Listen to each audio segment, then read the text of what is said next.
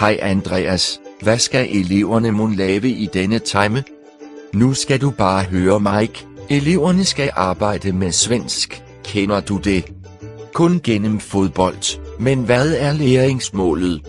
Læringsmålet er, at eleverne skal kunne læse og gennemføre opgaver i svensk, og arbejde stille, så det skaber arbejdsro.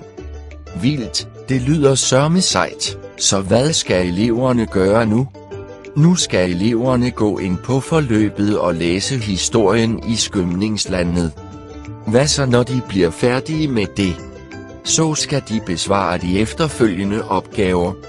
Sejt, så skal vi ikke se at komme til sagen. Jo.